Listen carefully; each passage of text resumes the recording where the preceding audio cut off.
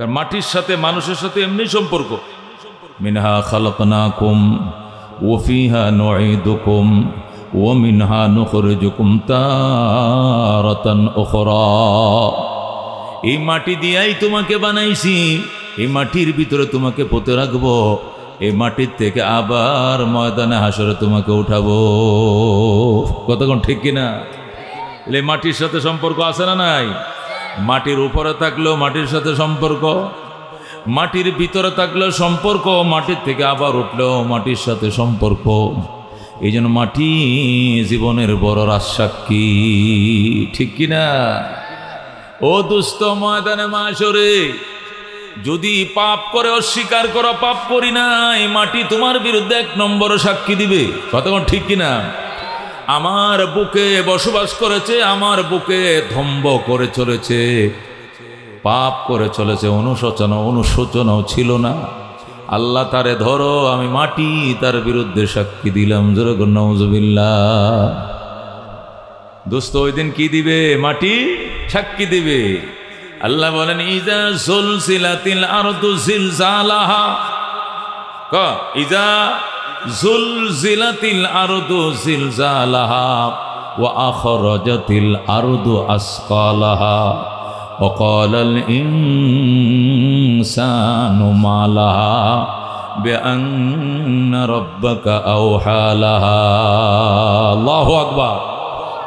আল্লাহ বলেন যেদিন জমিন তার নিজস্ব কম্পনে প্রকম্পিত হয়ে যাবে, জমিনের ভিতরে যে গোপন কথা ছিল সব জমিন বের করে দিবে। জমিন পরিষ্কার বলবে, আল্লাহ আমি জমিনের উপরে বসে জিনা করছে, সুদের টাকাটি আমি জমিনের উপরে বসে গুনছে, সে চুরি করছে, সে ডাকাতি করছে, সে এই পাপ করছে, ওই পাপ করছে, সে খুন করছে। নীরবে গাজীপুরের জঙ্গলের ভিতরে নিয়ে মাটির উপরে শোয়ায়া, এরপর উপর করে শোয়ায়া চাকু দিয়ে তাকে সে জবে করছে। আমি জমিন সাক্ষী। ওই সময় দুস্থ অস্বীকার করার কোনো উপায় থাকবে না, ঠিক কিনা? এই জন্য দুস্থ সবচেয়ে বড় পাপ, সবচেয়ে মহাপাপ, জমিনকে সাক্ষী বানায় পাপ করা সবচেয়ে বড় মহাপাপ। আর এই পাপের মধ্যে আরো জঘন্যত পাপ হলো জমিন আত্মসাৎ করা। আল্লাহর হাবিব বলেন যে জমিন দিয়ে, যে মাটি দিয়ে তোমার বানাইছি, এই মাটি যদি তুমি আত্মসাৎ করো, মান একতা শিবরাম মিনাল আরদে, মান আখাজা শিবরাম মিনাল আরদে, যে ব্যক্তি 1 বিঘা জমিন আত্মসাৎ করবে, তাওয়াকাহুল্লাহু ইলা সাব'i আরাদিন ইয়াউমাল কিয়ামা, কিয়ামতের দিন 7 তবকা জমিনকে তার গলার মালা বানিয়ে দিয়ে তারে দাঁড় করাইবেন হাশরের ময়দানে। আল্লাহ বলেন চুরি করার জিনিস পাইছিলেন না, আত্মসাৎ করার জিনিস পাইছিলেন না। মাটিও মানুষ চুরি করে, জমিনও মানুষ দখল করে। জমিন দখল করছো, শক্তির মহড়া দেখাইছো, সীমানার কোটা 3 হাত দূরে নিয়ে গাটছে, কয় বেড়া হইলে আয় সীমানার খোটাটা তুলতে কি কুপতে গলা কাইটালাম। রাঙ্গা দিন বুইলা যায়, এখন আমি ক্ষমতায়, বলে কিনা, আয় কে আইবি, আয় এখানে থাকবে সীমানার খোটা। 30 বছর পর্যন্ত আইল ছিল এখানে, 30 বছরের মাথা আইল চলে গেছে ওখানে। নবী বলেন সব সহ্য করা হবে, সীমানার খোঁটা নাড়াইছো, এটা কোনোদিন মেনে নেওয়া হবে না। এই জন্য দোস্ত, মানুষ নেক আমল করুক আর বদ আমল করুক, মানুষের নেক আমলের পক্ষে বদ আমলের বিপক্ষে সাক্ষী হয় 4 জিনিস। কয় জিনিস? 1 নম্বরে জমিন, 2 নম্বরে ফেরেশতা। 2 নম্বর সাক্ষী কে? এই যে আমরা এখানে মাহফিল ওয়াজ শুনতেছি, চারপাশে ডিউটির ফেরেশতা আছে না নাই? এই যদি রাজনৈতিক সমাবেশ হইতো, রাজনৈতিক সমাবেশকে নিরাপত্তা দেওয়ার জন্য রাজনৈতিকভাবে থানার থেকে পুলিশ কল করে আনা হইতো। কথা ঠিক কিনা? এতটুক লোক দিয়ে যদি বিএনপি সমাবেশ করতো, এতটুক লোক দিয়ে যদি কোনো রাজনৈতিক দলের সমাবেশ করতো, 2 প্লাটুন পুলিশ লাগতো। কথা ঠিক কিনা? বাসি ফুয়াইতো আর বলতো পকেট চেক করো, এই বোমা আছে কিনা দেখো, অমুক আসেনি হমুক আসেনি, চেক করতো। কথা ঠিক কিনা? কেন? এটা দলীয় সমাবেশ, দলীয়ভাবে পুলিশ তলব করা হয়েছে, তারা এটাকে চেক দিতেছে। এটা আল্লাহর সমাবেশ। এই সমাবেশ কার? এই মজলিস কার? আল্লাহর। এই জন্য আল্লাহর নিরাপত্তা কর্মীরাও কিন্তু এখানে নামছে। আল্লাহর নিরাপত্তা কর্মীরা চারদিকে বেষ্টন হয়ে দাঁড়ায় রয়েছে, কথা কোন ঠিক কিনা? আল্লাহর নিরাপত্তা কর্মীরা এখানে দাঁড়িয়ে আছে, এগুলো সব ক্যামেরা বন্দী হচ্ছে, সব ক্যামেরা বন্দী হচ্ছে। লা ইয়াসুনাল্লাহ মা আমারাহুম, লা ইয়াসুনাল্লাহ মা আমারাহুম। আল্লাহ যে হুকুম তাদেরকে দিচ্ছেন বিন্দু পরিমাণ তারা এখান থেকে চুল বরাবর তারা খেয়ানত করে না, অবাধ্যতা করে না। যেভাবে বলা হচ্ছে এইভাবে পিকচার নিতেছে, ওইভাবে ঘটনা লিখতেছে। আমল নামায় সব কিছু উঠানো হচ্ছে, বিন্দু পরিমাণ কিঞ্চিত পরিমাণ খেয়ানত চলছে না। যেরকম সুবহানাল্লাহ। তাহলে 2 নম্বর সাক্ষী ফেরেশতারা, কথা কোন ঠিক কিনা? আল্লাহ বলেন কিরামান কাতিবিন ইয়ালামুনা মা তাফআলুন। আল্লাহু আকবার। সম্মানিত লেখক ফেরেশতা, এরা জানে তুমি কি করছো, এরা জানে তোমরা কি করছো, সব এরা পাশে থেকে সব ক্যামেরা বন্দি করতেছে। কতক্ষণ ঠিক কিনা? মা ইয়ালফিযু মিন কাওলিন ইল্লা লাদাইহি রাকীবুন আতীদ। আল্লাহু আকবার। আল্লাহ বলেন কথাটা মুখ দেয়া বের হতে দেরি, এই কথা রেকর্ড হতে দেরি হবে না। এটা আল্লাহর ফেরেশতার সাথে সাথে রেকর্ড করে ফেলছে। এই জন্য দোস্ত, নেক আমল যে করছো, 1 নম্বর সাক্ষী তোমার পক্ষে জমিন, 2 নম্বর সাক্ষী হলো ফেরেশতা, 3 নম্বর সাক্ষী হলো আমল নামা। কথা কোন ঠিক কিনা? 3 নম্বর সাক্ষী হবে কি? আমল নামা। হাশরের ময়দানে আল্লাহ রাব্বুল আলামিন ফেরেশতা দিয়ে আমল নামা দিয়া দিবেন হাতে হাতে, আর বলা হবে ধরো ধরো তোমার আমল নামা, ধরো তোমার আমল নামা তুমি নাও। ইকরা কিতাবাকা, ইকরা কিতাবাকা, তোমার আমল নামা তুমি পড়ো। কাফা বিনফসিকাল ইয়াউমা আলাইকা হাসিবা, কাফা বিনফসিকাল ইয়াউমা আলাইকা হাসিবা। তোমার জীবনের হিসাব নিকাশের জন্য তুমি যথেষ্ট। এখানে সব লেখা আছে, আমার কিছুই বলার নাই। আল্লাহু আকবার। বান্দা আফসোস করতে থাকবে আর নিজের ধ্বংস নিজে কামনা করতে থাকবে। ইয়া ওয়াইলাতানা মা লিহাযাল কিতাব লা ইউগাদিরু সগীরাতান ওয়ালা কাবীরাতান ইল্লা আহসাহা। আফসোস করবে আর কাঁদতে থাকবে। ইয়া ওয়াইলাতানা, হে আমার কপাল পোড়া, আমার ধ্বংস, আমি ধ্বংস, আমি কপাল পোড়া।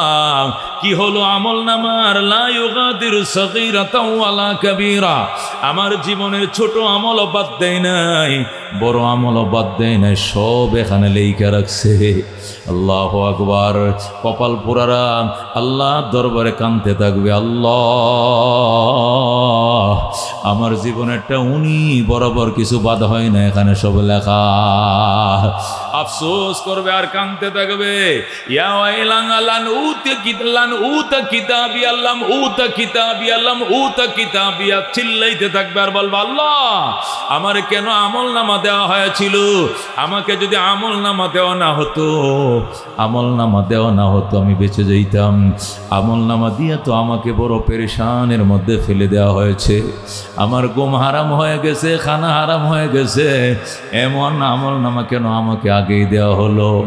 আমল নামা পায়া মানুষ খুশি হবে, আর কপাল পোড়ার আমল নামা পায়া আগুনে জ্বলতে থাকবে। কথা কোন ঠিক কিনা? এলাই আমার কেন আমল নামা দেওয়া হলো, এই বলে সে চিৎকার মেরে কাঁদতে থাকবে। ও দুস্থ, তাহলে কি বুঝলাম? দুনিয়ার সিসি ক্যামেরা ফাঁকি দেওয়া যায়, ঠিক কিনা? এলিট ফোর্সকে ফাঁকি দেওয়া যায়। দুনিয়াতে তুমি সিআইডি পুলিশ ফাঁকি দিতে পারবা, ডিআইজি কে ফাঁকি, ডিএফআইজি কে ফাঁকি দিতে পারবা, সরকারি বিভিন্ন সংস্থা, গোয়েন্দা সংস্থাকে ফাঁকি দিতে পারবা, সিসি ক্যামেরা ফাঁকি দিতে পারবা। স্কুলের সিসি ক্যামেরাগুলো ভাঙ্গা এরপরে সিল মারতে পারবা, মাইরে তোমার মার্কারে জয় করা দিতে পারবা, এটা দুনিয়াতে পারবা। কিন্তু আল্লাহর ফেরেশতাদের আমল নামাকে ফাঁকি দেওয়া যাবে না। ফাঁকি দেওয়া যাবে? ফেরেশতাদেরকে ফাঁকি দেওয়া যাবে না। তুমি 7 তবকা মাটির নিচে যাইবা, সেখানেও ফেরেশতা তোমার সাথে থাকবে। বাথরুমে যাইবা, সেখানেও সাথে থাকবে। পানির নিচে ডুব দিবা, সেখানেও সাথে থাকবে। 7 আসমানে উঠবা, সেখানেও ফেরেশতা তোমার সাথে থাকবে, ফাঁকি দিতে পারবা না। সবচেয়ে বড় কথা, 4 নম্বর সাক্ষী হবে তোমার অঙ্গ প্রত্যঙ্গ।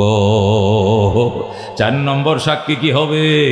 তোমার অঙ্গ প্রত্যঙ্গ। তোমার হাত তোমার বিরুদ্ধে সাক্ষী দিবে, তোমার পা তোমার বিরুদ্ধে সাক্ষী দিবে, তোমার চোখ তোমার বিরুদ্ধে সাক্ষী দিবে, আমার নাক আমার বিরুদ্ধে সাক্ষী দিবে।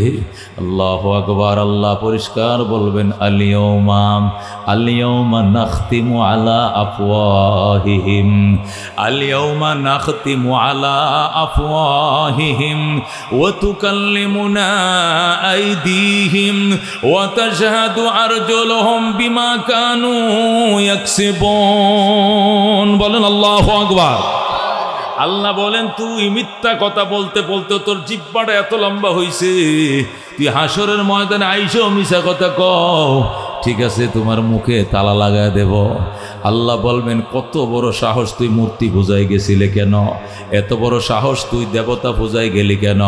এত বড় সাহস, তুই আল্লাহর পরিবর্তে দেবতা বানাইলে কেন? হরে রাম হরে কৃষ্ণ পূজা করলি কেন? এদেরকে তোরা নিজের হাতেই বানাইছস, নিজেই মাটি দিয়ে বানাই আবার কেমনে দেবতা বানাইলি? এরা কেমনে তোর খোদা হয়? তুই তো তারে বানাইছস, সে তো তোরে বানায় নাই। খোদা তো তোরে বানানোর কথা ছিল, কিন্তু তুই বানাইছস তারে, সে আবার তোর খোদা কেমনে হয়? আল্লাহু আকবার। যখন যুক্তি দিয়ে আল্লাহ জিজ্ঞাসা করবেন, তখন সে উত্তর দিতে পারবে না। তখন বলবে, আল্লাহে রব্বিনা মা কুন্না মুশরিকিন। আল্লাহর কসম খায়া বলবে, আল্লাহ ওগো রব, আপনার শপথ করে বলছি, আসলে শিরিক করি নাই, শিরিক করি নাই, মিছা কথা, আমি শিরিক করি নাই।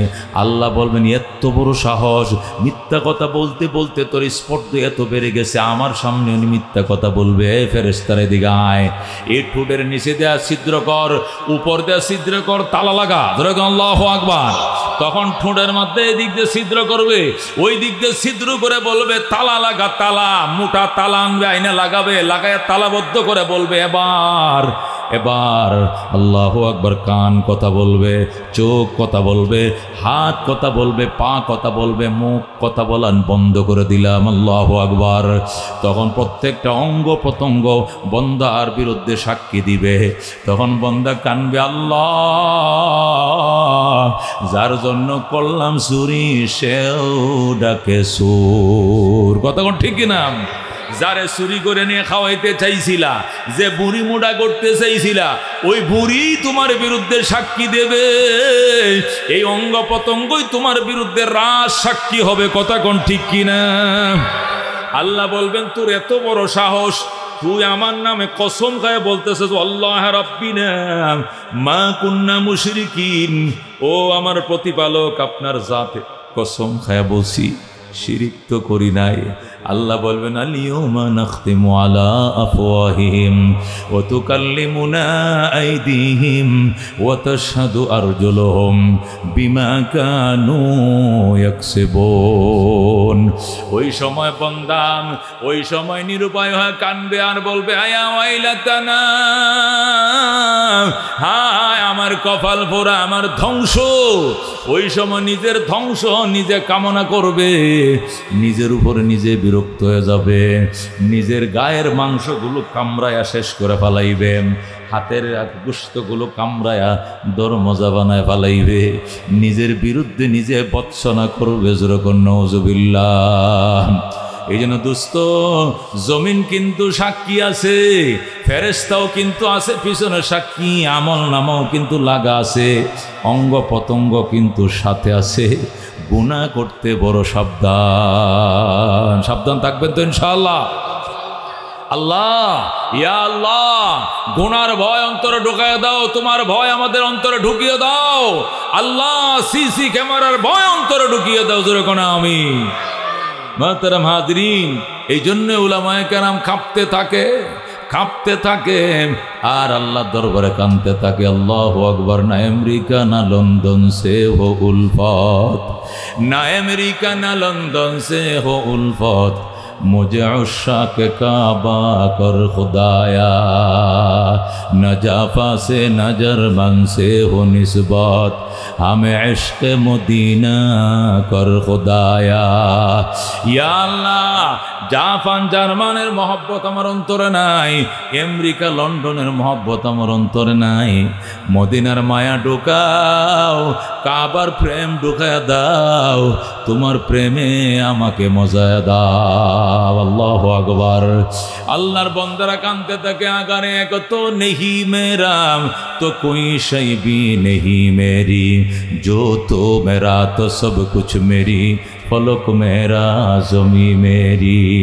अगर एक तो नहीं मेरा तो कोई शै भी नहीं मेरी, जो तो मेरा तो सब कुछ मेरी, फलक मेरा ज़मी मेरी। আল্লাহ আল্লাহরা কান্দে, আল্লাহ তুমি যদি আমার না হও কেউ আমার নাই, তুমি যদি আমার হও সব আমার, আসমানও আমার, জমিনও আমার, পাহাড় আমার, পর্বত আমার, সব আমার কথা শুনবে তুমি যদি আমার কথা শোনো। কথা কোন ঠিক কিনা? এই জন্য দুস্থ আল্লাহর ভয়, পরকালের ভয় ঢোকার জন্য আল্লাহকে যারা 24 ঘন্টা থরথর করে কাঁপতে থাকে আল্লাহর ভয়ে, ওই উলামায়ে কেরামের সহবতে আইসো, খুশি না বেজার? চিল্লা এখন, খুশি না বেজার? চিৎকার মেরে বলেন আলহামদুলিল্লাহ। ইয়া আল্লাহ, গুনার গাঠুরি বহন করে এসেছে, মুনাজাত শেষে নিষ্পাপ করে বাসায় ফেরাও। জোরে কোন আমিন। এরকম বড় বড় মিছিল তো ডেলি হয় গার্মেন্টস, কথা কোন ঠিক কিনা? গার্মেন্টস ছুটি দেওয়ার টাইমে বড় বড় ফ্যাক্টরি যখন ছুটি দেয় তখন এমন মিটিং তো ডেলি হয় বিকালে সকালে, কথা কোন ঠিক কিনা? সকাল 7টায় যখন ঢুকে তখন প্যারাডাইসের বড় বড় ফ্যাক্টরিগুলো, স্কয়ারের বড় বড় ফ্যাক্টরিগুলো, এগুলো ঢুকতে এরকম মিলন মেলা হয়, বাইরে হইতে এরকম লোকের মিলন মেলা হয়, কথা কোন ঠিক কিনা? কিন্তু ওই মিলন মেলা আর আজকের মিলন মেলা কিন্তু এক নয়, কথা কোন ঠিক কিনা? এই মিলন মেলা আল্লাহ আল্লাহদের মিলন মেলা, আল্লাহর ওলিদের মিলন মেলা, নায়েবে নবী ওয়ারাসাতুল আম্বিয়াদের মিলন মেলা, কথা কোন ঠিক কিনা? আল্লাহ বলেন ইন্নামা ইয়াখশাল্লাহা মিন ইবাদিহিল উলামা। এই কথার ভিতরে কোনো সন্দেহ নাই, আমার বান্দা বান্দির মধ্য হতে উলামায়ে কেরামে আমাকে ডরায়। সুবহানাল্লাহ। আল্লাহ বলেন ইন্নামা, নিঃসন্দেহে, এই কথার ভিতরে কোনো সন্দেহ নাই, ইয়াখশাল্লাহ, আল্লাহ তাআলাকে ভয় করেন, মিন ইবাদিহি, তার বান্দাদের মধ্য হতে, আল উলামা, উলামায়ে কেরাম একমাত্র। জোরে কোন সুবহানাল্লাহ। আল্লাহ তাআলা বলেন এই কথার ভিতরে কোনো সন্দেহ নাই, আমি আল্লাহকে ভয় করার মতো ভয় আমার বান্দা বান্দির মধ্য হতে উলামায়ে কেরামই করে। জোরে কোন সুবহানাল্লাহ।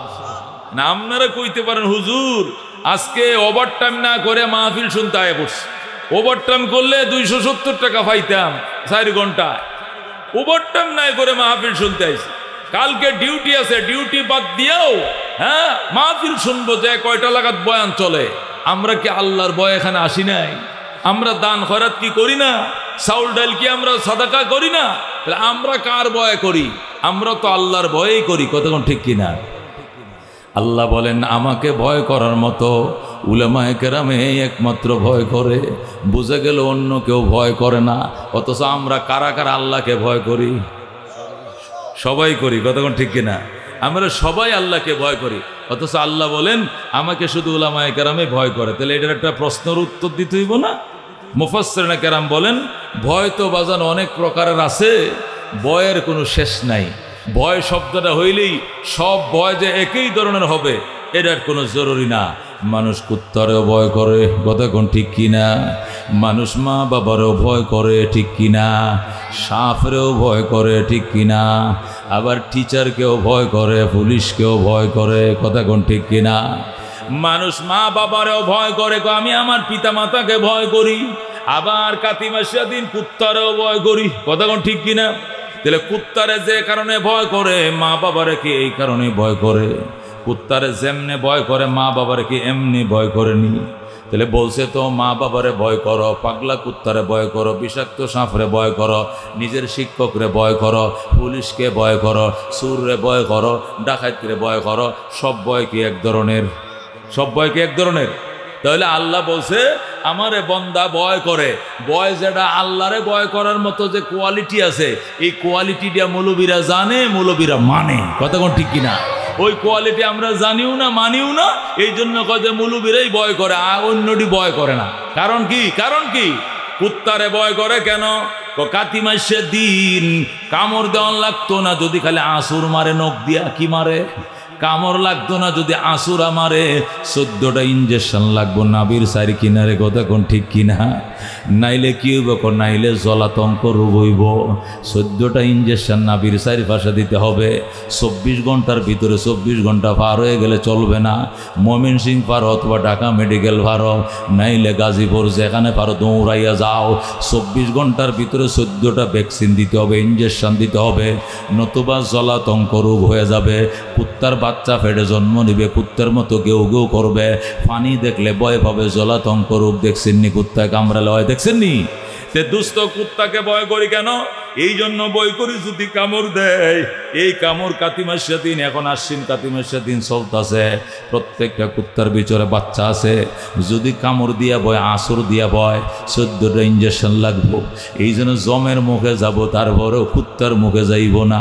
কিন্তু মা বাপরে কি জন্য ভয় করে? মা বাপও কামড় মারেনি, পেটে বাচ্চা হয়নি, জলাতঙ্ক রোগ হয়নি। মা বাবারে ভয় করে কেন? উনি আমার মা, উনি আমার বাবা। আমার মা বাবার মিলনে আমি দুনিয়া দেখছি। গায়ের চামড়া দিয়া যদি মা বাবার জুতা বানায় দেই, আর বলি মাম এই জুতাটি আমি আমার গায়ের চামড়া দিয়ে অর্ডার দিয়ে বানায় রাখছি, তুমি পরো মাম। ও মাম, এই চামড়াটি তোমার দিলাম, আল্লাহ তুমি এই জুতাগুলো পরো, আমার গায়ের চামড়া দিয়ে বানাইছি। তবু গো এক ফোঁটা দুধের দাবি আদায় হবে না। কথা কন ঠিক কিনা?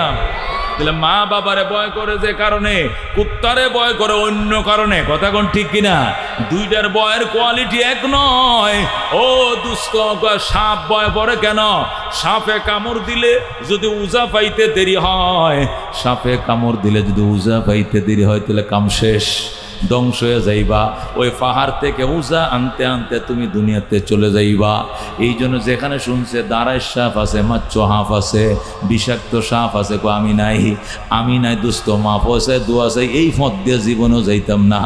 এই রাস্তা দিয়ে বাসা ভাড়া নিয়েছিলাম, এখান থেকে আগামী মাস থেকে বাসা বাদ দিয়ে অন্য রাস্তায় বাসা ভাড়া নিব।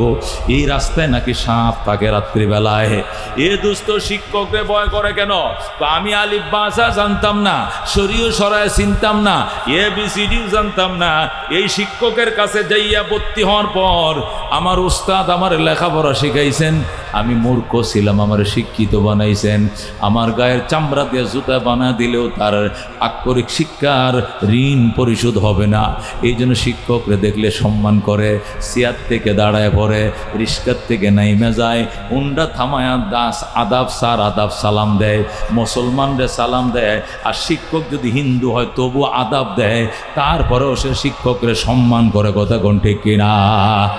এ দোস্ত, দুনিয়াতে শিক্ষকের ভয় এক ধরনের, সাপের ভয় আরেক ধরনের, কুত্তার ভয় আরেক ধরনের, মা বাবার ভয় আরেক ধরনের, পুলিশের ভয় আরেক ধরনের। আল্লাহ বলে আমার ভয় আরেক ধরনের। আমার ভয় এটা উলামায়ে কেরাম জানে, উলামায়ে কেরাম মানে, অন্য কেউ মানে না। ঠিক কিনা? এক লোক আমার কাছে আইছে, হুজুর ইটালির থেকে ভিসা আইছে। আমি কয় টাকা লাগবো? কয় মোটামুটি 16 লাখ টাকা দিছি, আরো দিতে হইব। কি এর? হোটেলের ভিসা। তা এখন আমার কাছে কিনলে দোয়াল লেগে আইছো? দোয়া তো আছেই হুজুর। আরেকটা ঘটনা কি, এখন আমার নাকি দাঁড়িটি চাইলে তুই দাঁড়ি কি করছে, দাঁড়াইলে টিকেটের জন্য দাঁড়ি দেখলে হয়তো বা এই জঙ্গি টঙ্গি নানান করে নাও দিতে পারে, সন্দেহ আছে। এই জন্য দাঁড়িটা এটা কাটা জায়েজ হবে কিনা, এই জন্য আপনার কাছে আইসি। আপনি তো আমগো মসজিদের খতিব সাহেব প্রায় অনেক বছর ধরে, এই হিসাবে আপনার কাছ থেকে ফতুয়াটা, আপনি আমার দুঃখ দুর্দশাটা বুঝবেন, আর তো কেউ বুঝতো না, যেহেতু আপনি আমার মুসল্লি। 16টা টাকা লাগছে, আমি ঘর বাড়ি বেচে দিছি। এখন আমি খালি যাওয়া পর্যন্ত দাঁড়িয়ে চাচ্ছিলাম, পরে হেন যাইয়া ফুরান হয়ে গেলে আল্লাহ চাই তো রাখবো। আর যদি ওই দেশে রাখা না যায়, বাংলাদেশে চলে আয়া পরে আবার নতুন করে দাঁড়িয়ে রাখবো, এটা জায়েজ হইব কিনা। আমি কইলাম তো তুমি কি মনে করো? কয় এটা তো আমি বুঝি না, এই জন্য আপনার কাছে আইছি।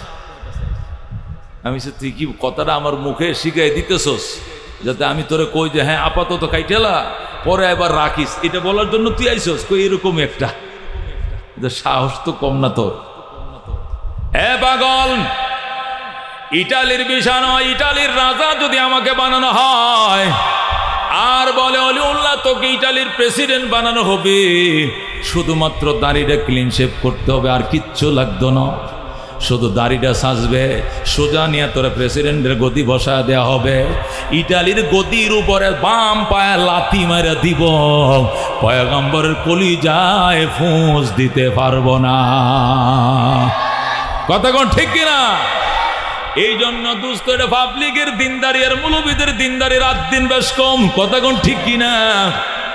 এই জসিম, হেতের নাম কিতা জসিম, এই জসিমে আমি যখন তারে তারা দিলাম সে চলে গেল, কিছুদিন পরে শুনি সে দাড়ি কাটতেই গেছে, যেরকম নওজুবিল্লাহ। সে ইটালি গেছে, ইটালি থেকে আইসে আর ডরে আমার সাথে দেখা করে না, জুতা দিয়ে দিব আমারে, দাড়ি এখনো রাখে নাই। মৌলবীরা এটা কোনোদিন পারতো না, একটা হাক্কানি আলেম কোনোদিন পারতো না। কথা কোন ঠিক কিনা? এই জন্য আল্লাহ বলছে ইন্নামা ইয়াখশাল্লাহ মিন ইবাদিহিল উলামা, আমি আল্লাহকে ভয় করার মতো ভয় আমার বান্দা বান্দীদের মধ্যে হতে উলামায়ে কেরামই করি। কথা কোন ঠিক কিনা? ও দোস্ত, রহমতুল্লিল আলামিন সাল্লাল্লাহু আলাইহি ওয়াসাল্লাম আল্লাহ রাব্বুল আলামিন থেকে যে ইলম আনছেন কোরআন দ্বারা এবং যে ইলম বিতরণ করছেন হাদিস দ্বারা, এইগুলো যাদের ভিতরে সংরক্ষিত তাদেরকে উলামা বলা হয়। কথা কোন ঠিক কিনা? ইলম আর দুনিয়ার শিক্ষার মধ্যে বেশ কম আছে, খুব ভালো করে বুঝেন। ইলম বলা হয় ওই জ্ঞান, কোন ইলম বলা ওই জ্ঞান যে জ্ঞানের বাড়ি লৌহে মাহফুজে কোথায়, আর বিদ্যা বলে ওই জ্ঞান যে জ্ঞানের বাড়ি মাটিতে। কোথায়? মাটিতে। কথা কোন ঠিক কিনা? ইলম বলা হয় আল্লাহ রসুলের প্রদত্ত জ্ঞানকে, আর জ্ঞান বলা হয়, বিদ্যা বলা হয় নজরুল ইসলামে লেখছে, খায়রুল ইসলামে পড়ে, রবি ঠাকুরে লেখছে, কবি ঠাকুরে লেখে, জসিমউদ্দিনে লেখছে, করিমউদ্দিনে পড়ে, এটাকে বলে বিদ্যা। কথা কোন ঠিক কিনা?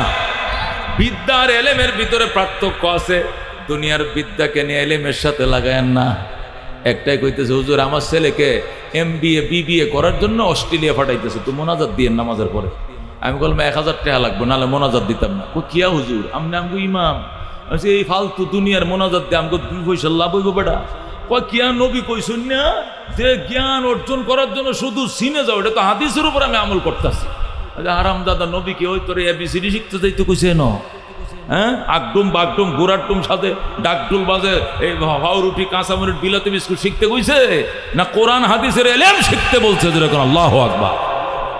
নবী বলছে উতলুবিল ইলমা ওয়ালাউ কানা বিসিন, শরীয়তের ইলমের কথা যদি শুনো সিনে আছে তাহলে ওই দূর দেশে যায় হইলো ইলম শিখবা, তারপরে ইলম থেকে দূরে থাকবা না। যেরকম সুবহানাল্লাহ।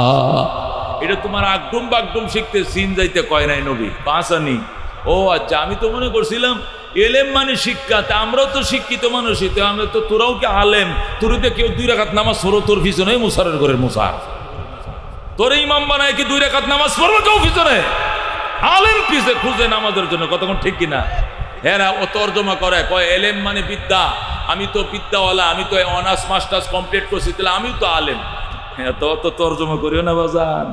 আলেম বলা হয় যার ভিতরে কোরআন সুন্নাহর জ্ঞান আছে, বিদ্যা বলা হয় যার ভিতরে রবি ঠাকুর, কবি ঠাকুর, জসিমউদ্দিনের জ্ঞান আছে।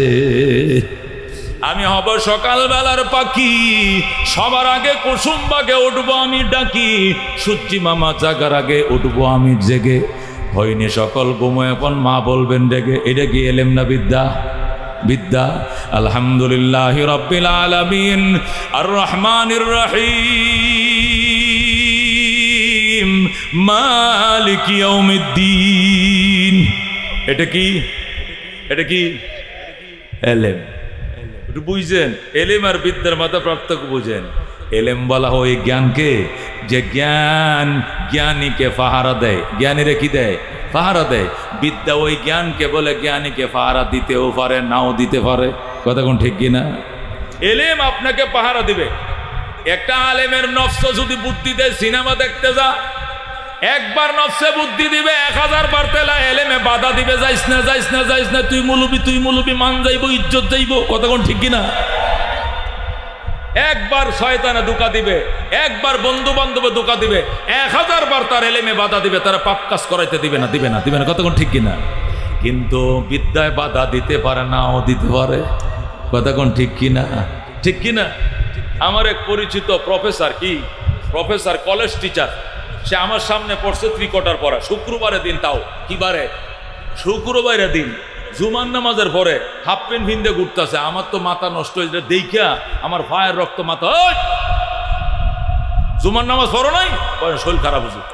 হাই কি শরীর খারাপ? শুক্রবারের দিন, নাউজুবিল্লাহ মিন জালিক, জুমাটা বরসতে খবিস করে খবিস, বুঝো শরীরটা খারাপ, বেশি খারাপ। তো শরীর খারাপ তো রুডে হাঁটস কেমনে? ও সিগারেটের নিশা ঢুকছে, সিগারেট কিনতাম যাই। তো তুই ল্যাংটা কিনলে কে? ল্যাংটা না তো, এটা 3 কোয়ার্টার হুজুর। এটা তো বর্তমানে এটা একটা আপডেট পোশাক, বুঝছেন কথা? এটা বলে আপডেট পোশাক। তুমি কি গার্মেন্টসে চাকরি করো? কয় না, আপনি জানেন না আমি কলেজ টিচার। তো কলেজ টিচার, তুই টিচারই তো আধা ল্যাংটা, তোর ফুলাপান যেটা তোর কাছে পড়বে এটা তো পুরাই ল্যাংটা থাকবো, তোর কাছে শিখবে না কি? হুজুর আল্লাহ কোন কার মুখ থেকে বাইরেছিলাম, একবারে বিসমিল্লাহ আপনার সামনে বললাম, আরে লজ্জারে দিলেন আমারে। আমি বললাম বয়স কত? 53। আবার 53 তার বয়স। আমি বললাম আমার ছোট ছেলেটার বয়স হলো 6। কত? 6 বছর বয়স। নুরানিতে পড়ে। কিতে পড়ে? শরীর পাক, জামা পাক, জাগা পাক, 17 টাকা অক্তসিনা, কেবলামুখিয়া, নিয়ত করা, দাঁড়ায়া নামাজ পড়া, কেরাত পড়া, রুকু করা, সজদা করা, আখিরি বৈঠক, আহকামার কাম 13 ফরজ। কটা শিখছে? কটা শিখছে? আহকামার কাম 13টা ফরজ শিখছে। মাত্র 13টা ফরজ শিখছে। নুরানি প্রথম শিশু শ্রেণীতে পড়ে। এই ছেলেটারে তার মায় কয় আয় ফুট গোসল করায় দেই। ছেলে কয় মা তুমি গোসল করালে মানি না। কয় কেন? তুমি আমার নুনু দেই খেলাইবা। হুজুরে কইছে 70 টাকা এটা ফরজ, এটা দেখানো যাবে না। আল্লাহু আকবার। এ খাডাস তোর বয়স 53। আমার ছোট বাচ্চাটার বয়স 6 বছর। তার 6 বছরের এই এলেমে তারে বাধা দিছে, সে হাঁটু দাম করবে না, নুনু দেখাবে না। মায় গোসল করালে সে মানে না, নিজের গোসল নিজে করে, ঠিক কিনা? মায় গোসল করালে তো হাফ প্যান্ট খুলে লাইব, পায়জামা খুললা সাবান দিয়ে ডইলে গোসল করবে আমার ছোট ফোলা, ঠিক কিনা? কিন্তু সে কয় মা তুমি গোসল করালে মানি না। হুজুরি বলছে নুনুকে ওরে দেখান যাইতো না, হাঁটুর থেকে নাভি পর্যন্ত ডাইকা রাখা এটা ফরজ। সুবহানাল্লাহ। এ দোস্ত, এটাকে বলে এলেম। আলেমকে ফাহারা দেয়, কিন্তু দুনিয়ার বিদ্যা ফাহারা দিতেও পারে, নাও দিতে পারে। ভালো ফ্যামিলি হইলে, ইসলামিক ফ্যামিলি হইলে, জেনারেল লাইনে পড়লেও দেখা যায় ফরজ টরজ ডাক্কা ডুক্কা রাখে, কিছু কিছু আছে, কিন্তু অধিকাংশ ল্যাংটা। কথা কোন ঠিক কিনা? এ দোস্ত, এই জন্য এলেম আর বিদ্যার পার্থক্য বলতেছিলাম, বুঝতে হবে। এলেম আর বিদ্যার আরেকটা পার্থক্য হলো, খেয়াল করে শুনেন, এলেম শিখলে নবীর ওয়ারিস হওয়া যায়, বিদ্যা শিখলে নবীর ওয়ারিস নয়। কথা ঠিক কিনা? যারা আলেম এরা নবীর ওয়ারিস, কিন্তু যারা বিদ্যা শিখে ওরা কি নবীর ওয়ারিস না। কথা ঠিক কিনা? এলেম আর বিদ্যার আরেকটা পার্থক্য শুনেন। এলেম, আল্লাহু আকবার, এলেম আলেমের কাছে থাকবে কতদিন? জীবনে, মরণে, কবরে, মিজানে, ফুলসিরাতে, জান্নাতে যাওয়ার পরেও সাথে থাকবে। যেরকম সুবহানাল্লাহ। কিন্তু বিদ্যা মৌতের বিছানার আগ পর্যন্ত থাকবে, এরপরে বিদ্যা বুদ্ধি সব উড়াল দিয়ে চলে যাবে, একটা শরীয় সরাইয়াও সিনার ভিতরে থাকবে না। খুব ভালো করে বুঝেন, খুব খেয়াল করে বুঝেন কথাটা। অন্য আনমনা হবেন না, অন্য মানসিকতা আমার দিকে খেয়াল করে শুনেন। এলেম বলা হয় সাথে থাকবে কতদিন? মরণের আগেও সাথে, মরণের পরেও সাথে, কবরেও সাথে, মিজানেও সাথে, ফুলসিরাতের সাথে, জান্নাতে যাওয়ার পরেও সাথে। আল্লাহু আকবার বলেন। কিন্তু দুনিয়ায় ঢাকা বিশ্ববিদ্যালয় প্রফেসর ছিলেন, গাজীপুর ইংলিশ টিচার ছিলেন, অমুক ছিলেন, টমুক ছিলেন। এই ইংলিশ টকিং কতক্ষণ থাকবে? আজরাইল ঘরে ঢোকার আগ পর্যন্ত থাকবে। যখন আজরাইল ঘরে ঢুকবে আর ঘরটা দেখবেন যে নর্থ আছে, আর আপনি তো বুঝবেন ঢুকে পড়ছে, আইসে পড়ছে পরোয়ানা অ্যারেস্ট করার জন্য, তখন দেখবেন এখান থেকে দুনিয়ার যত বিদ্যা আছে সব উড়াল দিয়ে চলে যাবে, একটা শরীয় সরে থাকবে না, সব চলে যাবে। যদি কোন হুজুর এটা কোন কথা, এটা কোন হাদিস দিয়ে কইলেন, কোন আয়াত দিয়ে বললেন, তাহলে মুখে বললে হবে? যুক্তি দিয়ে বুঝান, যুক্তি দিয়ে বুঝেন, যুক্তি দিয়ে বুঝেন। দুনিয়া নকল। দুনিয়া কি? দুনিয়া আসল না নকল? আসল কি? আখিরাত। কোন? দুনিয়া নকল, পরকাল কি? আসল। কোন? দুনিয়া নকল, আখিরাত আসল। কথা কোন ঠিক কিনা? এই দুনিয়ার বিদ্যাও নকল, দুনিয়া নকল, দুনিয়ার বিদ্যাও নকল। দুনিয়া ধ্বংস হবে, দুনিয়ার বিদ্যাও দুনিয়াতে ধ্বংস হবে। এটা পরকালে যাবে না, পরকালে যাবে না। পরকাল আসল। কোন? পরকাল কি? আসল। এলেম আসল, আসল জিনিস আসল দেশে চলে যাবে। যেরকম আল্লাহু আকবার। পরকাল আসল। বলেন পরকাল কি? এলেম আসল। এই জন্য এলেম পরকালে চলে যাবে। দুনিয়া নকল, দুনিয়ার বিদ্যাও নকল। দুনিয়াও ধ্বংস হবে, দুনিয়ার বিদ্যাও দুনিয়াতে ধ্বংস হবে। একটা এবিসিডি কবর থেকে ওই পারে যাবে না, একটা সরিয়ে সরা যাবে না। ওই দেশে কি কোন ভাষায় কথা হবে? আরবিতে। যেরকম আল্লাহু আকবার। আল্লাহ নবী বলেন আহিব্বুল আরব লিসালাস, আরবিকে ভালোবাসো তিন কারণে। লিআন্নি আরবিয়ুন ওয়াল কুরআনু আরবিয়ুন ওয়াল লিসানু আহলিল জান্নাতি ফিল জান্নাতি আরবি। নবী কো আরবিকে তিন কারণে ভালোবাসো। আরবি আমি নবীর ভাষা, আরবি আমার কোরআনের ভাষা, আরবি হবে জান্নাতের ভাষা। জোরে কোন সুবহানাল্লাহ। তাহলে ইংরেজি কই গেল, বাংলা কই গেল? ওটা নকল দুনিয়ার ভাষা, এটা আসল দেশে যাবে না। নকল দুনিয়ার ভাষা নকল দুনিয়াতে থাকবে। এলেম পরকালে চলে যাবে। যেরকম আল্লাহু আকবার। যদি কয় হুজুর আরো ভালো করে বুঝায় বলেন, আরো ভালো করে বুঝায়, খেয়াল করে শুনেন। দেহ নকল। কোন? দেহ কি? জোরে কোন? দেহ কি? দুনিয়া নকল। দেহ মারা গেলে কই থাকবে? দুনিয়াতে পড়ে থাকবে। পরকাল আসল। কথা কোন ঠিক কিনা? রু আসল। কোন? রু কি? আসল। পরকাল আসল, রু আসল জিনিস আসল দেশে চলে যাবে। রু হইল আসল, পরকাল আসল। এই জন্য মানুষ মারা যাওয়ার পরে মানুষের দেহটা মারা যায়, রু মারা যায় না। রু কিন্তু আসল দেশে চলে যায়। কতক্ষণ ঠিক কিনা? আমরা যে জানাজা ভরাই, এটা রুর জানাজা ভরাই না দেহর জানাজা ভরাই। আমরা যে দাফন করি, রুরে দাফন করি না দেহরে দাফন করি। কারে দাফন করি? দেহরে দাফন করি। দেহরে মাটির তলে দাফন করি। রুরে দাফন করতে পারবো না কেন? রুরাল দিয়ে চলে গেছে। রু যদি জান্নাতের আত্মা হয় তাহলে চলে গেছে ইল্লিনে, আর যদি আত্মাটা জাহান্নামের আত্মা হয় চলে যাবে সিজ্জিলে। কথা কোন ঠিক কিনা? ইল্লিন জান্নাতের একটা এলাকার নাম। সেখানে সব জান্নাতি আত্মাগুলো জমা হবে, পাখির কাবারে জান্নাতের আকাশে উড়াল দিতে থাকবে। সুবহানাল্লাহ। সিজ্জিল জাহান্নামের একটা এরিয়ার নাম। জাহান্নামী আত্মাগুলো সেখানে জমা হবে, দুনিয়াতে থাকবে না, উড়াল দিয়ে চলে যাবে। ওইটার ধরতেও পারবা না, দাফনও করতে পারবা না। ধরছি দেহ, দাফন করছি দেহ।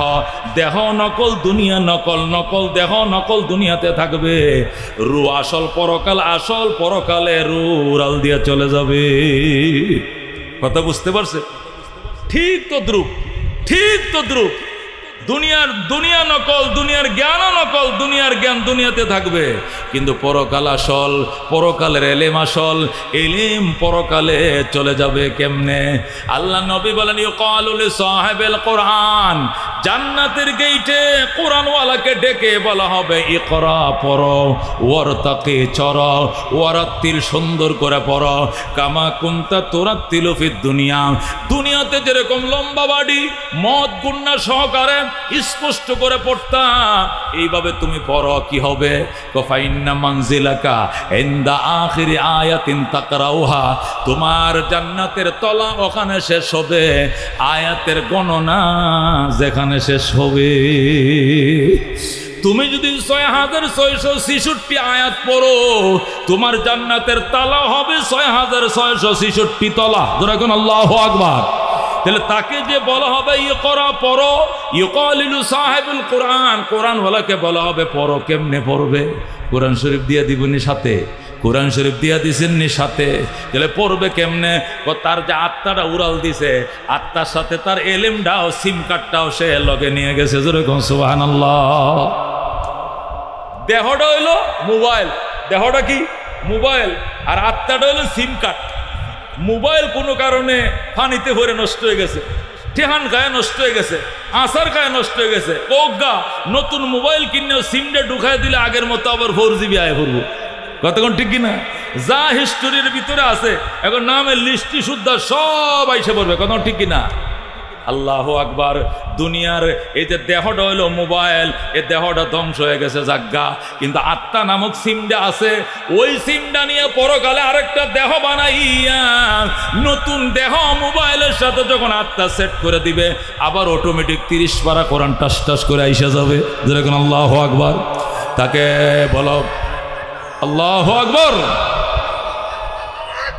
আল্লাহু আকবার। ঘরে ঘরে জালো, ঘরে ঘরে জালো, ঘরে ঘরে জালো, নারে তাকবীর। ভাইজান এখন কি বুঝছেন আপনারা? বুঝছেন? দুনিয়া নকল, দুনিয়ার জ্ঞানও নকল, নকল জ্ঞান নকল দেশে থেকে যাবে, পরকাল আসল, পরকালের এলেম আসল, এলেম পরকালে সাথে চলে যাবে। এই জন্য একটা আলেম ফুলসিরাতের ব্রিজের উপরে আলেমেই থাকবে। ফেরেশতারা বলবে মৌলানা সাহেব উড়েন ব্রিজের উপরে, মৌলানা সাহেব উড়েন। এটা আলেম যদি চিল্লায়ও যায়, কাকরাইল যাইলে ওরা আলাদা বলবে ওলামাদের খিত্তায় বসেন আপনি। কথা ঠিক কিনা? বিশ্ব ইস্তেমা যাইবেন, দেখবেন হেদেও সেখানেও মৌলবীদের কি খিত্তা আলাদা, আলেমদের খিত্তা আলাদা, ওখানে বসেন। আল্লাহ তাআলা উলামাদেরকে আসরের ময়দানে আলাদা উঠাবেন। জোরে করে আল্লাহু আকবার। এই জন্য দোস্ত, এই আলেম বানানোর জন্য, কোরআন সুন্নাহর জ্ঞানের তালিম অব্যাহত রাখার জন্য আল্লাহ নবী মক্কা শরীফ সাহাবায়ে কেরামকে নিয়ে বসলেন। নবী বললেন সাহাবায়ে কেরাম তোমরা বসো, আমার উপর যে কোরআন নাজিল হতে শুরু করেছে এটা আলাদাভাবে তোমাদেরকে চর্চা করাইতে হবে। যারা লিখতে পারো লিখে নিবা, যারা লিখতে পারো না তারা মুখস্থ করে নিবা। আমার হাদিসগুলোকে আলাদা তোমরা লিখবা, কোরআন আলাদা লিখবা। এই চর্চার জন্য আমি একটু জায়গা দরকার, আমি মাদ্রাসা করব। আল্লাহ নবী যখন জায়গা খুঁজলেন, হযরত যায়েদ ইবনে আরকাম রাদিয়াল্লাহু তাআলা আনহু দাঁড়াইলেন। দাঁড়ায় বলেন ইয়া রাসূলুল্লাহ, ইয়া হাবিবাল্লাহ, আমি আমার বাবা আরকাম ইবনে আবিল থেকে ওই সফা পাহাড়ের পাশে একটু জায়গা পাইছি, এখানে ঘর বানাইতে চাইছিলাম। আমি নিজে থাকার জন্য, আমি বাহিরে তাঁবুর মধ্যে থাকব। আমি আমার বাবার থেকে পাওয়া এই জমিনকে মাদ্রাসার জন্য অক্ষ করে দিলাম। জোরে কোন সুবহানাল্লাহ। এই দারে আরকাম, হযরত আরকাম ইবনে আবিল, উনি মারা গেলে উনার ছেলে যায়েদ ইবনে আরকাম রাদিয়াল্লাহু তাআলা আনহু এই দারে আরকাম, যারা আরকাম ইবনে আবিল থেকে যায়েদ ইবনে আরকাম পাইছিলেন, নবীকে দিয়া দিলেন। আল্লাহ নবী মক্কায় মাদ্রাসা বানাইলেন। এখানে 13 বছর শিক্ষা দীক্ষা হয় মাদ্রাসায়, কওমি মাদ্রাসা। 13 বছর ছিল মক্কায় দারে আরকামে কওমি মাদ্রাসা। নবী বানাইছেন। কে বানাইছেন? নবী বানাইছেন। নবী প্রিন্সিপাল, নবী প্রতিষ্ঠাতা। আবু বকর, ওমর, উসমান আলী তারা ছাত্র। কথা ঠিক কিনা? কোরআন তাদের সিলেবাস, হাদিস তাদের কি সিলেবাস। নবী প্রতিষ্ঠাতা প্রিন্সিপাল, নবী প্রতিষ্ঠাতা প্রিন্সিপাল, আবু বকর, ওমর, উসমান আলীর ছাত্র। কোরআন হাদিস হলো সিলেবাস, কওমি মাদ্রাসা। কথা ঠিক কিনা? এটা 13 বছর পর্যন্ত ছিল। এরপরে নবী হিজরত করে মদিনায় চলে গেলেন। মদিনায় যাইয়া তিনি প্রথম মসজিদ বানাইলেন। মদিনায় মসজিদ ছিল না, মসজিদ বানাইলেন। ওই মসজিদে নববীর কোণার ভিতরে আবার মাদ্রাসা বানাইলেন। মাদ্রাসা তো সুফা, দারুস সুফা মাদ্রাসা বানাইলেন। সেখানে 10 বছর পর্যন্ত কোরআন সুন্নাহ তালিম চালাইলেন। এরপরে নবীর তিরোধান ঘটে গেল, নবীজি দুনিয়া থেকে চলে গেলেন। এরপরে হযরত আবু দারদা রাদিয়াল্লাহু তাআলা আনহু দামেস্কে, সিরিয়ার রাজধানী দামেস্কে কওমি মাদ্রাসার 3 নম্বর শাখা প্রতিষ্ঠা করলেন। যেরকম সুবহানাল্লাহ। কওমি মাদ্রাসার প্রথম প্রতিষ্ঠাকারী নবীজি মক্কায় দারে আরকামে, 2 নম্বর মদিনায় মসজিদে নববীতে, 3 নম্বরে হযরত আবু দারদা রাদিয়াল্লাহু তাআলা আনহু সিরিয়ার রাজধানী দামেস্কে, 4 নম্বর হযরত আব্দুল্লাহ ইবনে মাসউদ রাদিয়াল্লাহু তাআলা আনহু ইরাকের দ্বিতীয় রাজধানী কুফায়।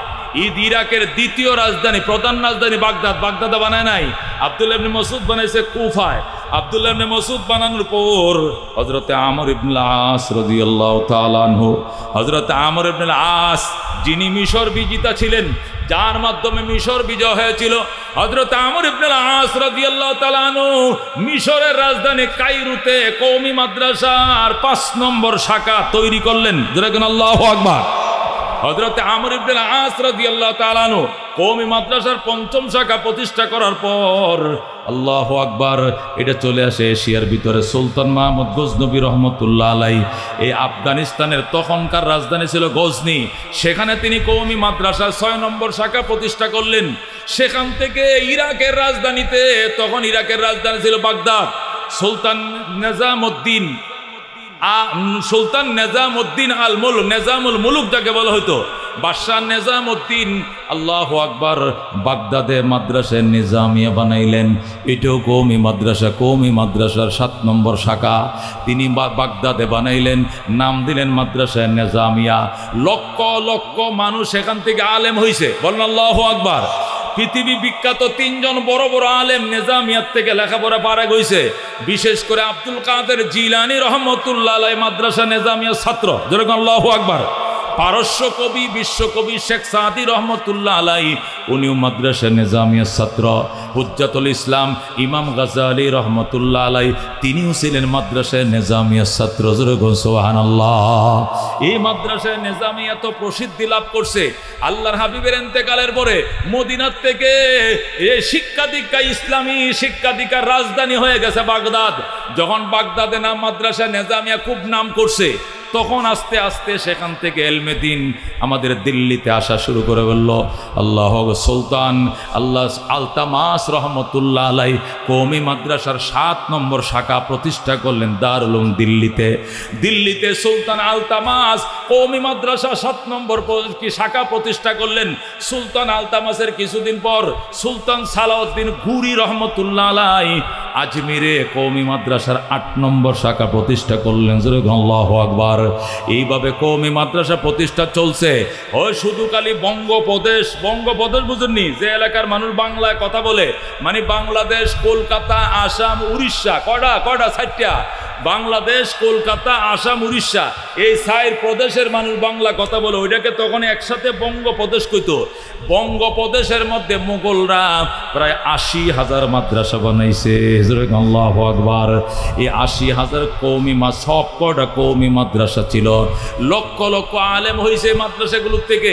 এই মাদ্রাসাগুলো যাতে সুন্দর চলতে পারে, এই জন্য প্রত্যেকটা মাদ্রাসার নামে 200 বিঘা, 1000 বিঘা, 500 বিঘা করে সম্পত্তি ছিল, অক্রিয়া সম্পত্তি ছিল। এই সম্পদের ফসল দিয়ে মাদ্রাসাগুলো চলতো, কাহারো কাছে ভিক্ষা মাগা লাগতো না।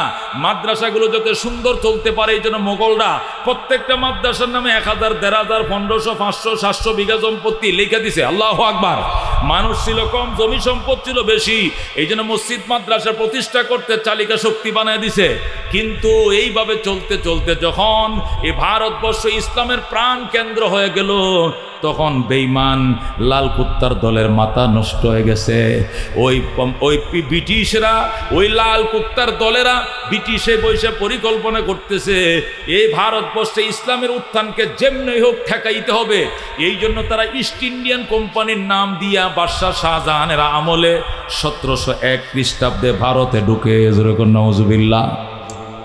বাদশাহ শাহজাহান তখন ভারতবর্ষের, সে কি বাদশাহ, তখন শাহজাহানের কাছে এই ব্রিটিশ থেকে প্রতিনিধি দল এসে বলতেছে, স্যার আপনার দেশে 2টা সম্পদ আছে, একটা হলো অনেক জমি আছে, খালি ফাঁকা জমি আছে, আপনার দেশে জমি আছে অনেক, আর লেবার আছে, শ্রমিক আছে অনেক। আমরা এই জমিকে কাজে লাগাইয়া বড় বড় মিল কারখানা ফ্যাক্টরি করব, আর এই বেকার যুবকদের কর্মসংস্থান করব। আমাদেরকে মিল কারখানা বানাইতে দেন আর বেকারদের কর্মসংস্থান করতে দেন। তখন শাহজাহান বলল, এটা তো ভালো কথা, তোমরা কর্মসংস্থান তৈরি করো। ওই সময় উলামায়ে কেরাম মিছিল করেছে আর বলছে, না মানি না, মানবো না। এই দেশে কোনো মিল কারখানা ব্রিটিশরা তৈরি করবে, এটা নিশ্চয়ই এর ভিতরে কোনো ষড়যন্ত্র আছে। মসজিদ মাদ্রাসা ইসলামী প্রাণকেন্দ্র, এটা ভারতে থাকতে দেবে না, সব ধ্বংস করে ফেলবে। আমাদের মুঘলরা তাদেরকে ক্ষমতা থাকতে দেবে না, পরাজিত করবে। কিন্তু মুঘলরা বুঝে নাই, শাহজাহান বুঝে নাই। উলামায়ে কেরাম ইস্ট ইন্ডিয়ান কোম্পানির বিরুদ্ধে তুমুল আন্দোলন শুরু করছে। আন্দোলনের যখন জোয়ার চলতেছে, আন্দোলন চলতেছে, তখন সমস্ত আলেম ওলামাদেরকে অ্যারেস্ট করে জেলে বন্দি করছে। বন্দি করে বলছে, মৌলবীরা দেশের উন্নতি দেখতে পারে না, এ দেশে গার্মেন্টস ফ্যাক্টরি বানাইবো, হাজার হাজার যুবক চাকরি করবে, কিন্তু মৌলবীরা দিতেছে না, মৌলবীদেরকে অ্যারেস্ট করো। সব আলেমদেরকে অ্যারেস্ট করছে। অ্যারেস্ট করার পর তারা মিল কারখানা করতে দিছে কাকে? ইস্ট ইন্ডিয়ান কোম্পানিকে। East Indian company mill factory কারখানা করার পর এরপরে বলতেছে, বাদশাহ শাহজাহান, এখন যে আমরা মিল কারখানা করছি, এটা পাহারা দেওয়ার জন্য সৈন্য লাগবে, তোমাদের সৈন্য দিয়ে আমরা বিশ্বাস করি না, এরা দখল করে নিয়ে যাবে, আমরা আমাদের থেকে সোলজার আনবো, সেনা আনবো। তখন রাত্রে জাহাজ ভরে ভরে তারা সেই ব্রিটিশ থেকে সেনা আনছে, তাদের মিল ফ্যাক্টরি ইন্ডাস্ট্রি পাহারা দেওয়ার নিয়তে। কিন্তু নিয়ত তো এটা ছিল না, নিয়ত ছিল ক্ষমতায় বসা। শেষ পর্যন্ত মোগলদেরকে পরাজিত করে টিপু সুলতান সহ সমস্ত মোগলদেরকে পরাজিত করে তারা ক্ষমতায় বসে যায়, আর আমাদের রাজাদেরকে ঘাড় ধরে নামিয়ে দেয়। কথা ঠিক কিনা? তখন কাঙ্গালের কথা বাসি হইল পরে, তখন মোগলরা বলতে হাই রে হুজুরা যে কইছিল আসলে ব্যবসা তো এর নাম ছিল, আসল তো উদ্দেশ্য গদি দখল করা, আমরা তো বুঝি নাই, হুজুর আপনারা যেটা কইছিলেন এইটাই ঠিক আছে। শেষ পর্যন্ত সবাই পরাজিত হলো, তারা ক্ষমতায় বসে গেল। ক্ষমতায় বসার পর তারা বলতেছে দেখেন এদেশে হিন্দু মুসলমান দুই ধর্মের মানুষে আছেন, মুসলমান থেকে হিন্দু বেশি, এই জন্য গণেন তো এই এলাকার মধ্যে মসজিদ কয়টা? 3টা মসজিদ। একটা মসজিদকে মন্দির বানান, না হলে বৈষম্য হবে, হিন্দুরা যাতে পূজা করতে পারে একটা মসজিদকে মন্দির বানান আর 2টা মসজিদ থাক, তাহলে ঠিক আছে। মুসলমান কি পড়বে বাইরে না বাইরে মানছে, আচ্ছা ঠিক আছে, যেহেতু 3টাই মসজিদ একটাও মন্দির নাই এখানে, আচ্ছা একটা মসজিদকে তারা মন্দির বানাবে আর 2টা মসজিদ থাকবে। কিছুদিন পরে বলতেছে কয় দেখেন হিন্দু তো বেশি মুসলিম কম, তাহলে মসজিদ 2টা মন্দির একটা, এটা তো হয় না, মসজিদ আর একটা কমান ভাঙ্গেন, ভাঙ্গা মসজিদও একটা মন্দিরও একটা, নাউজুবিল্লাহ। এর কিছুদিন পর ব্রিটিশ ফরমান জারি করলো যে যে এলাকার মধ্যে মুসলমান আছে শুধু ওই এলাকায় মসজিদ থাকবে, অন্য এলাকার মধ্যে অল্প মুসলিম যেখানে এখানে মসজিদ কোনো প্রয়োজন নাই, শুধু মন্দির থাকবে। এইভাবে করতে করতে সমস্ত মসজিদ মাদ্রাসাগুলোকে ঘুরিয়ে দিয়েছে, ধ্বংস করে দিয়েছে, নাউজুবিল্লাহ। শুধুমাত্র মন্দিরগুলো ছিল। এরপরে উলামায়ে কেরাম তুমুল আন্দোলন শুরু করেছে। প্রচুর আন্দোলনের মুখে ব্রিটিশরা পলানোর রাস্তা পাইতেছিল না, এমন আন্দোলন শুরু হয়েছে ব্রিটিশ কোন দিকে পলাবে যখন কুল পাচ্ছিল না, তখন যায় মুসলমানদেরকে সান্ত্বনা দেওয়ার জন্য 1701-এ তারা ঢুকছে, 1787-তে তারা কলকাতা আলিয়া মাদ্রাসা তারা বানায় দিছে, আমাদেরকে বানায় দিয়ে বলতেছে 80,000 মাদ্রাসা ভেঙ্গে একটা মাদ্রাসা বানায় দিলাম, একটাই 80,000-এর কাম দিব, আপনারা এইটাতেই সন্তুষ্ট থাকেন। ওলামায়ে কেরাম বললেন মাদ্রাসা ভাঙছেন 80,000, বাইদা দিছেন একটা মাত্র, আমরা মানি না। কয় না এটা সরকারি মাদ্রাসা, এটার বেতন টেতনের জন্য অক্রিয়া কোনো সম্পত্তি লাগবে না, সাহায্য তুলতে হবে না, সরকার বেতন দিবে। আল্লাহু আকবার। তারা মাদ্রাসা বানাইলো, মাদ্রাসা জমি কিনে দিছে খ্রিস্টানরা। কারা কিনে দিছে? কলকাতা আলিয়া মাদ্রাসা জমি দিয়েছে খ্রিস্টানরা, বিল্ডিং বানায় দিয়েছে খ্রিস্টান, প্রিন্সিপাল খ্রিস্টান, সিলেবাস তৈরি করে খ্রিস্টান, বেতন দেয় খ্রিস্টান, বন্ধ করে খ্রিস্টান, খুলে খ্রিস্টান। এটা কি মুসলমানের মাদ্রাসা না ইসলামের গোড়া কাটার মাদ্রাসা? গোড়া কাটার মাদ্রাসা। যে মাদ্রাসা বানায় খ্রিস্টানে, যে মাদ্রাসা বানায় খ্রিস্টানে, বেতন দেয় খ্রিস্টানে, প্রিন্সিপালও খ্রিস্টান। কলকাতা আলিয়া মাদ্রাসার একটানা 25 জন প্রিন্সিপাল ছিল খ্রিস্টান। জোরে কর নাউজুবিল্লাহ। একটানা কতজন প্রিন্সিপাল ছিল? একটা প্রিন্সিপাল কয়দিন থাকে? 27টা দিন থাকে। একটা প্রিন্সিপাল কতদিন থাকে? যতদিন চাকরি থাকে এতদিন সে প্রিন্সিপাল থাকে। কথা ঠিক কিনা? নাহলে বদলি না করা বন্ধ থাকে। 2-5 বছর তো থাকে। তো 25টা প্রিন্সিপাল যদি 5 বছর করে থাকে, 5-25-এ কত? 125 বছর যে মাদ্রাসার প্রিন্সিপাল ছিল খ্রিস্টান। এই আলিয়া মাদ্রাসা তোমার আমার ইসলামের জন্য বানাইছে না গোড়ার ডিমের জন্য বানাইছে? মিয়া ইসলামের গোড়া গড়ার জন্য বানাইছে। কথা ঠিক কিনা? এই আলিয়া মাদ্রাসা বানানোর পরে উলামায়ে কেরাম বললেন আমরা এটা মানি না। যে মাদ্রাসা জমি দিয়েছে খ্রিস্টানরা, প্রিন্সিপাল খ্রিস্টান, বেতন দেয় খ্রিস্টান, সিলেবাস দেয় খ্রিস্টান, আমরা এই মাদ্রাসা মানি না। তুমুল আন্দোলন শুরু হলো। তখন তারা বললো আরে বাবা লেখাপড়া করতে দেন, দেখেন ভালো ছেলে হয় কিনা। পরে উলামায়ে কেরাম নীরব হয়েছে। নীরব হইয়া 1787-তে বানাইছে, 1866 পর্যন্ত অপেক্ষা করছে। মানে 79 বছর পর্যন্ত দেখছে। দেখার পরে দেখতেছে এই আলিয়াত থেকে বের হইয়া অর্ধেকটি নামাজ পড়ে, অর্ধেকটি পড়ে না, অর্ধেকটি দাড়ি কাটে, অর্ধেকটি রাখে না, অর্ধেকটি বইয়ে মতে, অর্ধেকটি খাড়ায় মতে, অর্ধেকটি পাঞ্জাবি পরে, অর্ধেকটি স্কুলের মতো প্যান্ট শার্ট পরে। কতক্ষণ ঠিক কিনা? আলিয়া মাদ্রাসা অবস্থায় কিনা? কতক্ষণ এই কিনা? শার্ট প্যান্ট সবটি কি দাড়ি রাখে? সবটি কি সুন্নাহ মতো চলে? কারণ এগুলো তো মুসলমানে বানায় নাই, আলেম ওলামা বানায় নাই, ইমানদারে বানায় নাই, বেঈমানরা বানাইছে মাদ্রাসা। কতক্ষণ ঠিক কিনা? যা হইতেছে এটা তো বেশি হইতেছে। কথা ঠিক কিনা? এইটুকু তো হওয়ার কথা ছিল না। আমারে যদি এক হিন্দু ভদ্রলোক টাকা দেয়, হিন্দু ভদ্রলোক মসজিদ বানায় দেয়, এরপরে হুজুর আপনারা নামাজ পড়েন, এটা কেমন মসজিদ হইব? কতক্ষণ কেমন মসজিদ হইব? নামাজটা কেমন নামাজটা হবে? এরপরে উলামায়ে কেরাম যখন 1866 খ্রিস্টাব্দে আসলো, উলামায়ে কেরাম বলল 80 বছর অপেক্ষা করেছি, রেজাল্ট ভালো নয়, দাড়ির সংখ্যা কম, নামাজের সংখ্যা কম, পাঞ্জাবির সংখ্যা কম, এলেমের পরিমাণ কম, বগাত এলেমের মালিক হতে পারে না। আমরা এই সান্ত্বনার মাদ্রাসা মানি না।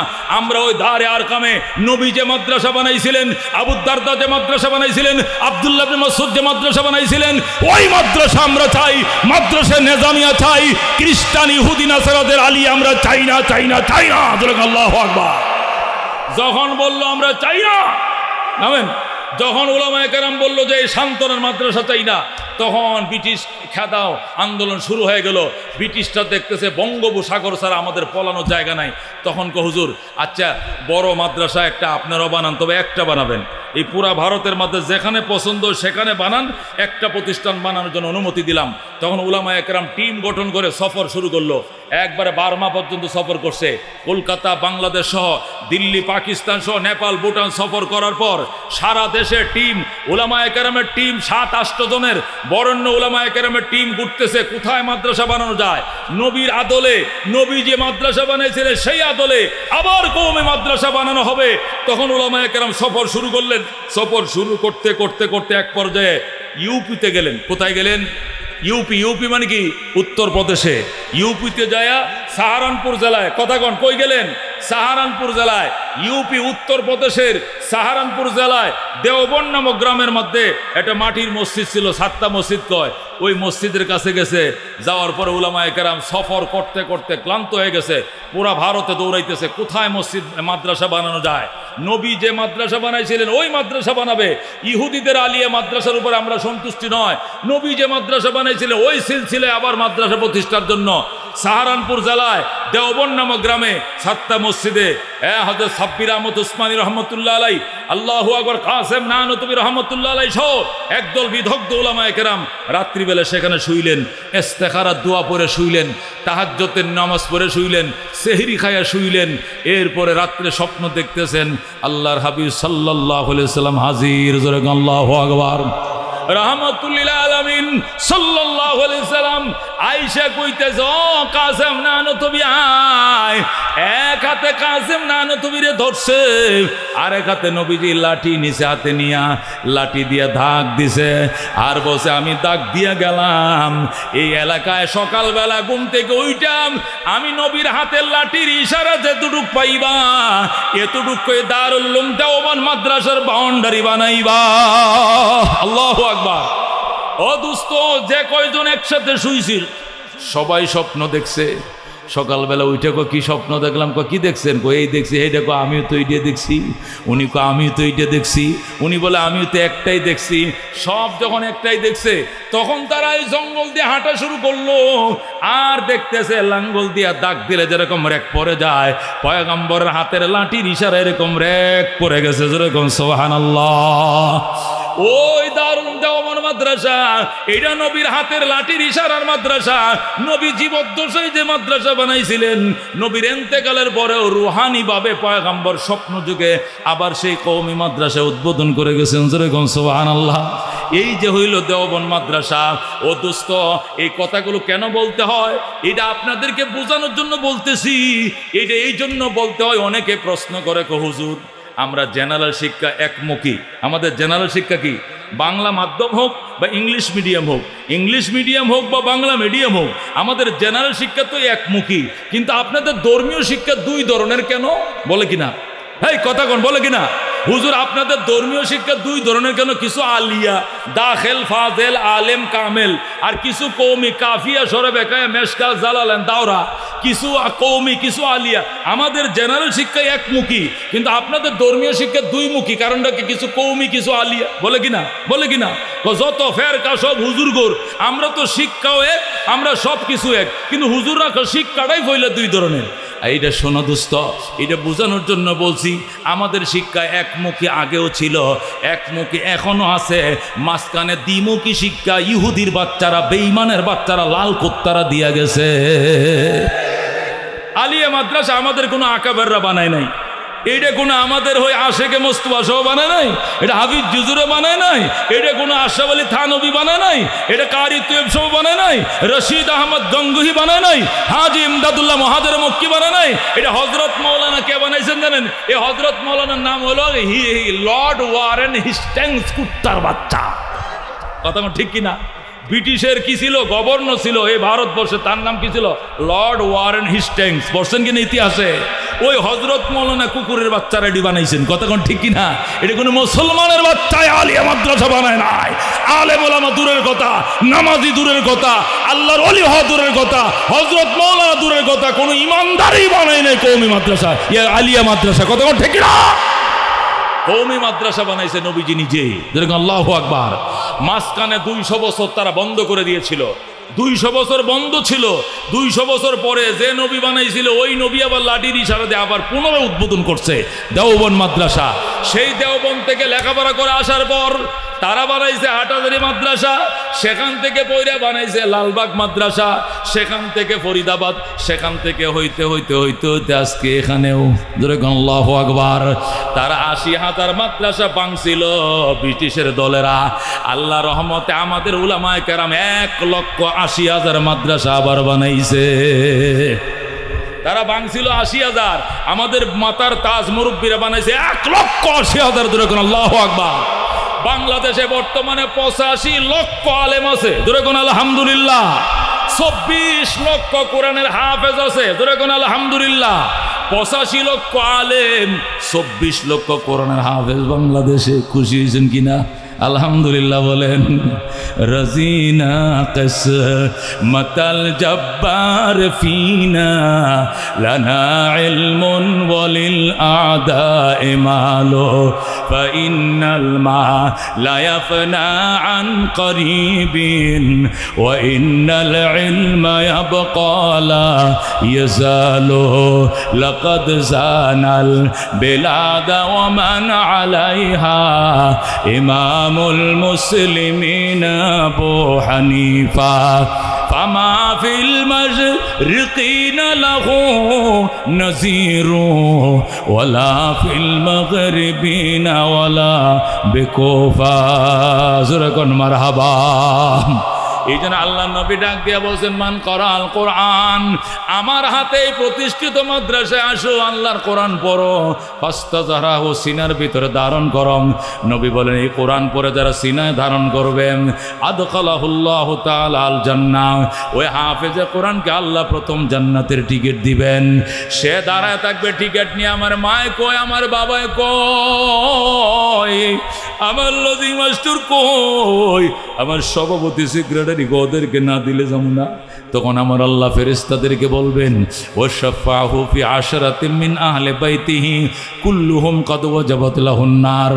আরো 10টা ব্যক্তিকে সুপারিশের অনুমতি দিলাম, যাদের উপরে জাহান্নাম ওয়াজিব, এমন 10টাকে লগে নিয়ে জান্নাতে ঢুকে যাও। আল্লাহু আকবার। এ ভাই দুস্থ বুজুর্গ, মেশিন তুমি চালাও, ফ্যাক্টরিতে চাকরি তুমি করো, 18 ঘন্টা ডিউটি করো, নিজের ছেলেদেরকে কষ্ট দিও না, নিজে কষ্ট করো, বউরে কষ্ট করাইতেছ, সন্তানকে সোনার সন্তান মদিনার সন্তান বানাও, আলেম বানাও, ইজ্জত পাবে দুনিয়াতে। তোমার সন্তান তোমার জানাজা পড়াবে।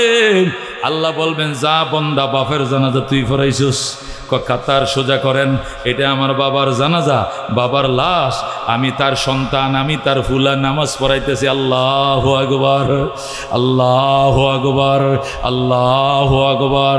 আসসালামু আলাইকুম রাহমাতুল্লাহ, আসসালামু আলাইকুম রাহমাতুল্লাহ। আল্লাহ বলবেন, বান্দা নিজের বাবার জানাজা তুমি পড়াইলা, আল্লাহুম্মা গফিরলি হাইয়িনা কয়ে ডাক দিলাম, আমি আল্লাহ তোর বাবার লাশ মাটির উপরে থাকতে তার জীবনের সব গুনাহ মাফ করে দিলাম।